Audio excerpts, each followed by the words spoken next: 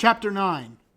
What happened to Cunegund, Candide, the Grand Inquisitor, and the Jew. This same Issachar was the most choleric little Hebrew that had ever been in Israel since the captivity in Babylon. "What?" said he. "You Galilean bitch, my Lord Inquisitor was not enough for thee, but this rascal must come in for a share with me?" Uttering these words, he drew out a long poniard, which he always carried about him, and never dreaming that his adversary had any arms, he attacked him most furiously. But our honest Westphalian had received a handsome sword from the old woman with the suit of clothes. Candide drew his rapier, and though he was the most gentle, sweet-tempered young man breathing, he whipped it into the Israelite and laid him sprawling on the floor at the fair Cunegund's feet. "Holy Virgin!" cried she. "What will become of us? A man killed in my apartment! If the peace officers come, we are undone."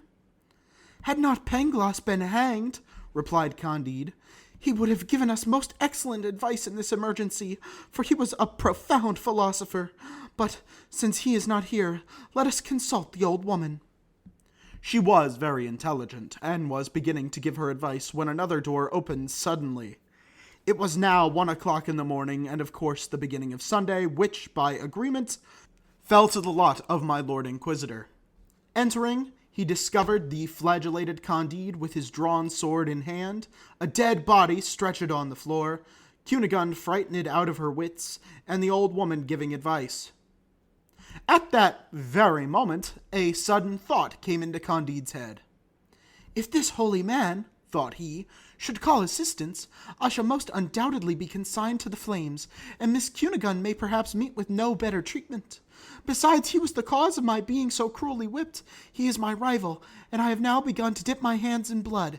There is no time to hesitate." This whole train of reasoning was clear and instantaneous, so that, without giving time to the Inquisitor to recover from his surprise, he ran him through the body and laid him by the side of the Jew. "Good God!" cried Cunegund. "Here's another fine piece of work. Now there can be no mercy for us. We are excommunicated. Our last hour is come. But how in the name of wonder could you, who are of so mild a temper, dispatch a Jew and a prelate in 2 minutes' time?"